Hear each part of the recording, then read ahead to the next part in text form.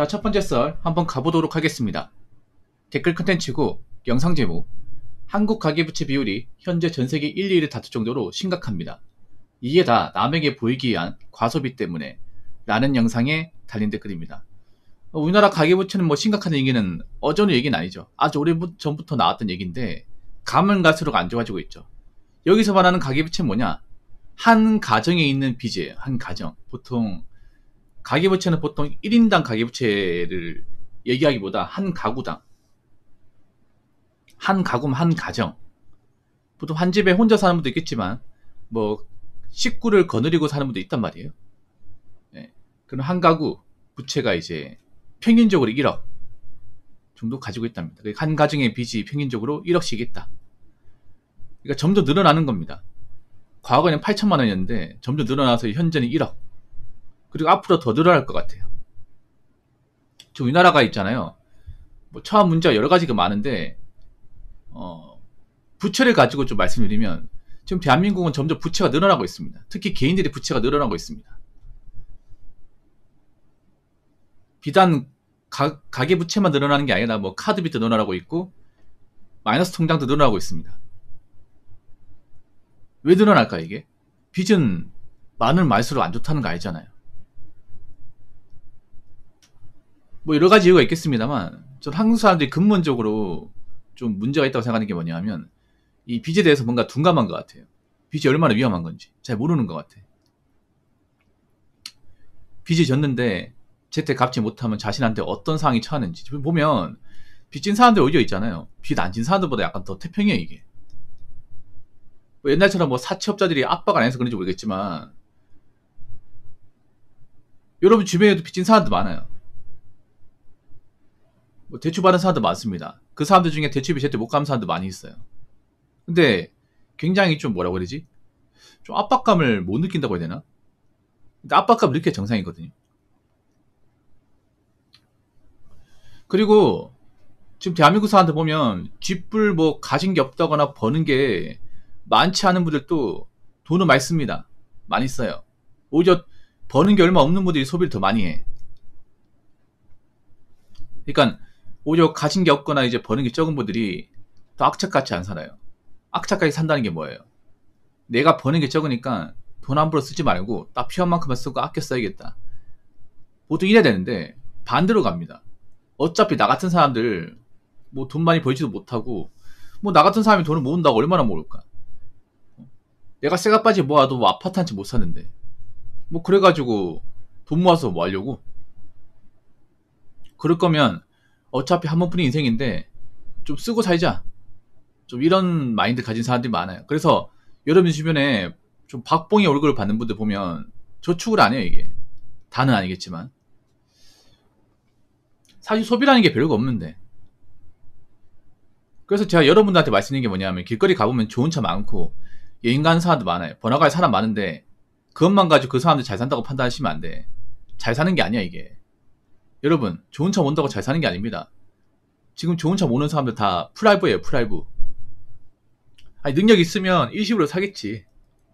근데 능력이 없으니까 능력은 없는데 차는 끌고 싶으니까 남한테 과시하고 싶으니까 무리해서 프라이브로 사는 겁니다. 그리고 지금 여행 갈 만한 상황이 아님에도 여행을 가는 사람도 많이 있고. 앞으로 제가 봤을 때는 부채 있는 사람들은 정상적으로 못 살 겁니다. 그 부채를 갚기 전까지는. 왜냐 보통 이제 대출 받았으면 대출 받은 쪽에서 가만히 있습니까? 아니죠. 계속 갚으라고 압박을 넣습니다. 추심이라고 하죠. 은행 가도 은행 그 창구 뒤편에 보시면 전화 받고 하신 분도 있죠. 그분들 추심하는 직원들이에요. 그분은 굉장히 바쁠 겁니다. 왜냐 요즘에 돈을 빌려가 놓고 제때 못 갚는 사람들이 많으니까. 보통 은행 것 같은 경우에는 빌려간 돈을 갚기 위해서 수수과 방법을 가리지 않거든요. 그래서 점점 빚을 못 갚게 되면 궁지에 몰릴 수밖에 없습니다. 근데 지금 대한민국에 그런 궁지에 몰릴 사람들이 많이 있어요, 여러분. 특히나 경기가 안 좋으니까 빚 갚기 힘들어요, 여러분. 왜 빚 갚기 힘드냐? 일자리가 많이 없어요.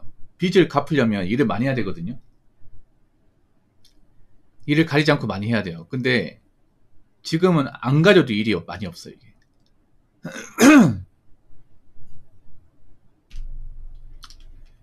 잔인한 말 같지만 국가 입장에서 연끌이 많을수록 좋을 수도 있음. 노동력 창출이 지수적이잖아요. 아닙니다. 무슨 헛소리 하지 마. 진짜. 네, 뚝배기한테 맞으시고. 요즘 보면 약간 나사 빠진 얘기를 하는 사람들이 많아요. 과연 성인이 맞을까 정도로. 저분 유치원생이에요, 유치원생. 네. 아니, 연끌이 많은 게 왜 노동력 창출하고 연관되죠? 아, 그 건물 많이 지으니까. 건물만 많이 지으면 무조건 아파트 들어갑니까? 지금 안 들어가잖아, 이게. 지금 공실 많잖아요. 짓기만 하면 끝납니까? 아니, 건설사도 그냥 짓기만 하면 돈 법니까? 아니잖아요. 분양하는 사람들이 많아야 될 거 아니에요. 근데 분양을 잘 안 하잖아, 이게. 너무 자기 일이 아니라고 막말하시는 것 같은데? 요즘 이런 사람들이 많아. 약간 진짜, 좀 지적 수준이 거의 바닥까지 떨어진 분들이 좀 많습니다. 님은 선달이란 말 쓰지 마세요. 님은, 예, 선달이 아니다. 예, 박백정으로 바꾸세요. 완전 백정 같은 마인드 가지고 있네. 여기 보면 약간 좀, 정상적으로 좀 생각하는 게 맞는 거 의심이 들 정도로 약간 좀, 나사가 빠진 사람들이 많아. 본인부터 똑바로 해, 본인부터. 무슨 선달이야. 자, 댓글 한번 읽어보도록 하겠습니다. 한국은행은 27일 발표한 금융안정상황 보고서에서 2024년 기준 채무상환 능력이 떨어지는 고위험 가구가 38만 6천 가구로 집계됐다고 밝혔다. 이는 금융부채 가구의 3.2% 수준이다. 고위험 가구가 보유한 금융부채는 72조 3천억 원 규모하다. 우픈 현실, 대한민국 현실이라고 적어졌습니다. 근데 여러분 여기서 알아야 되는 게 뭐냐, 우리나라 통계가 보면 좀 야한 게 있어요. 어떤 게 야하냐, 보통 안 좋은 것들은 최대한 축소합니다. 여기서도 그걸 엿볼 수 있어요. 뭐냐 하면, 자, 채무 산량이 떨어진 건 뭐냐, 빚을 못 갚는다는 거죠. 네, 빚을 못 갚는다는 겁니다. 채무 상환이 뭐예요? 빚을 갚는 능력이죠. 그렇죠, 여러분? 근데 빚 갚는 능력이 떨어지면 사실상 빚을 못 갚는 가구가 38만 6천. 그러니까 여기서 말하는 게, 우리가 오해하면 안 되는 게 고위험이라고 했잖아. 그럼 고위험만 있을까? 중위험도 있고 저위험도 있습니다. 근데 고위험만 묶었을 때 38만이지. 이거 말만 보면, 생각을 잘 안 하고 보면, 아, 우리나라에 빚 때문에 고통받는 사람은 38만밖에 안 되네. 그럼 나머지는 괜찮은 거 아니야? 이렇게 생각할 수 있는데 그게 아니에요. 정말 심각한 사람이 38만이고 이거보다 덜하지만 빚 때문에 고통받는 사람도 훨씬 더 많습니다, 여러분. 좀 우리나라 통계 같은 게 보면 약간 안 좋은 거 있죠. 국민들한테 얘기했을 때 약간 부정적인 어떤 감정을 좀 생기게 만드는 것들은 축소합니다. 예를 들어 실업률 같은 거. 실업률도 막상 얘기하는 거 보면 약간 좀 이상해요. 저게 다라고? 라고 얘기하지만 체감 실업률 돈 없습니다. 그래서 이런 통계를 보실 때는 이것만 보시면 안 돼. 38만 6천만 보시면 안 돼요. 훨씬 더 많을 거야. 그러니까 그냥 고위험이 아니라 그냥 채무상환 능력이 떨어진다거나 좀 빚 못 갚는 사람들은 제가 봤을 때는 한 400만 될 겁니다. 너무 높게 잡았나? 그 정도 될 거야. 그러니까 지금 이거는 돈이 엄청 큰 사람들 위주로 잡은 거잖아요. 근데 그렇게 잡으면 안 되지. 다 잡아야 될 거 아니야, 맞잖아요. 소액이든 다액이든 간에 그냥 채무상환 능력이 떨어지는 사람들을 다 잡아야 되는데 고위험 가구만 잡은 거잖아. 그렇지 않습니까? 그래서 훨씬 더 많을 겁니다. 그러니까 빚을 제때 못 갚는 사람들, 이 채무상환 능력이 떨어지는 사람들은 훨씬 더 많을 겁니다. 여러분 주변에도 대출 받았는데 제때 못 갚는 사람들 찾아보면 있습니다. 있어요, 여러분. 생각보다 많아. 근데 38만밖에 안 될까? 전국에? 이건 제가 봤을 때 아마 연끌한 사람들만 잡아는 거야. 연끌해가지고 빚 못 갚는 사람들. 훨씬 더 많을 거야, 이게. 훨씬 더 많이. 지금 자영업자 중에 그 자영업 대출 받은 분들 중에 못 갚는 분들 많거든요, 여러분.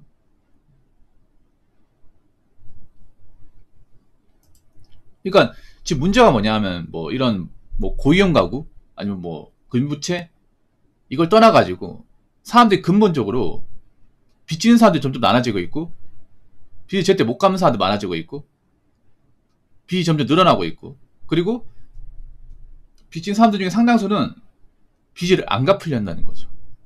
예, 안 갚으려 한다는 거지. 자기들이 빚 만들어 놓고 나라에 도와달라고 한다거나, 아니면 남 탓한다거나. 예. 그런 사람들이 늘어나고 있는 거죠. 인간고시 못하는 사람들.